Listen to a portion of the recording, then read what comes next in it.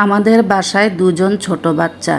তো দুজনের মধ্যে একজন হলো আমার ছেলে, যার বয়স 9 বছর, আরেকজন হলো আমার নাতনি, যার বয়স 2 বছর। এই দুজন বাচ্চাকে তো আমি যেভাবে সেভাবে সামলাতে পারি, কিন্তু আমাদের আরেকটা ছোট বাচ্চা আছে যাকে সামলানো খুবই কষ্টকর।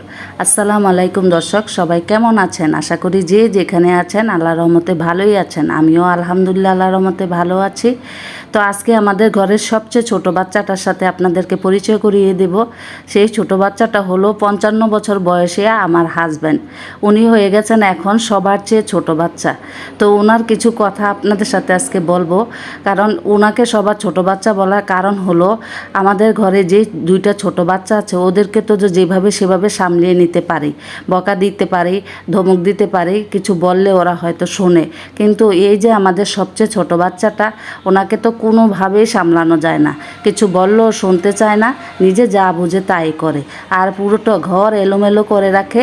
পুরো ঘরের মানে কোনোখানে বের হওয়ার সময় লুঙ্গিটা এখানে সেখানে ঢিল মেরে রেখে যাবে, আর এখান দিয়ে ময়লা করবে, ওইখান দিয়ে ময়লা করবে, বললে তো শুনবে নাই। তাই আমি ওনাকে আমাদের ঘরের সবচেয়ে ছোট বাচ্চা বলি। তারপরে উনি করলো কি, আমার নাতনি এসেছে, তো সে তো ছোট মানুষ, মাত্র 2 বছর বয়স, এখনও বোঝে না। এখানে সেখানে সে উঠে যায়। তো সে বেসিনের উপরে চেয়ারের মধ্যে উঠে বেসিনের মধ্যে দাঁড়িয়ে দাঁড়িয়ে পানি ঘাটে। তো উনি ওকে দিতে চায় নাই পানি ঘাটার জন্য। তো ও তারপরও পানি ঘাটতে চিল্লাচিল্লি করে ও চেয়ারের উপরে উঠে। তো চেয়ারের উপরে উঠার পর একটা সময় দেখা যায় ও চেয়ার থেকে পড়ে যায় এবং ব্যথা পায়। তো ও ব্যথা পায়, ওকে তো আমরা সবাই কুলে নিয়ে ওকে মানে ঠান্ডা করার চেষ্টা করতেছি। ও অনেক কান্নাকাটি করতেছে।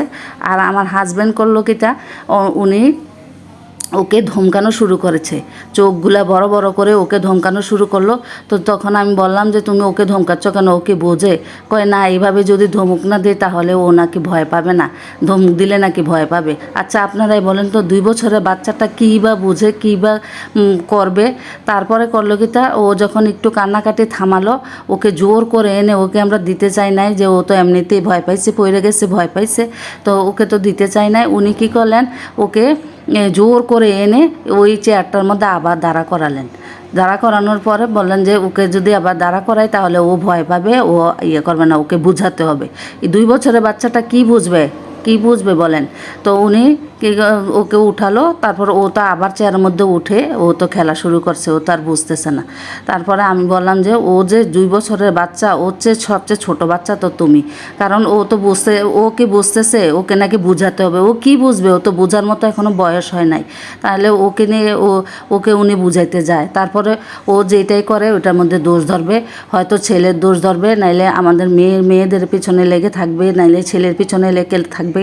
কারো না কারো পিছনে উনি যতক্ষণ ঘরে থাকে লেগেই থাকবে। হয়তো আমার পিছনে লেগে থাকবে, এইটা দোষ ধরবে, ওইটা দোষ ধরবে, মানে কিছু না কিছু দোষ ধরতেই হবে। তো উনি আগে এরকম ছিল না, এখন যত বয়স হচ্ছে এখন ছোট বাচ্চাদের মতো হয়ে যাচ্ছে। কিন্তু ছোট বাচ্চাদের মতো হয়ে যাচ্ছে ঠিকই, কিন্তু কে কতক্ষণ পর্যন্ত ওনার এই জ্বালা যন্ত্রণা সহ্য করতে পারবে আমরা জানি না। তো উনি তো বাসায় থাকে না, তাই বলে আমরা সহ্য করতে পারি। যতক্ষণ বাসায় থাকে ততক্ষণ বাসাটাকে একদম উঠিয়ে রাখে, মাথাটা গরম করে ফেলে সবার, মানে এক কথা 100 বার বলবে। আর এখান দিয়ে আওলাবে, ওইখান দিয়ে আওলাবে, বললে তো শুনবে নাই। ঘর গুছাইলে কতক্ষণ এই বিছনায় শুইবে, কতক্ষণ ওই বিছনায় শুবে, বিছনাগুলো আওলাবে। মানে ছোট বাচ্চাদের কথা আমি কি বলবো, ছোট বাচ্চাদেরকে তো ও ছোট, ও বোঝে না, এই জন্য আমি সহ্য করা যায়। কিন্তু একজন বয়স্ক মানুষ, সে সব কিছুই বুঝতেছে, দুনিয়াদারি সব কিছু বুঝতেছে, তারপরও তাকে বোঝানো যাচ্ছে না। তো আজকে এখানে শেষ করছি। আল্লাহ।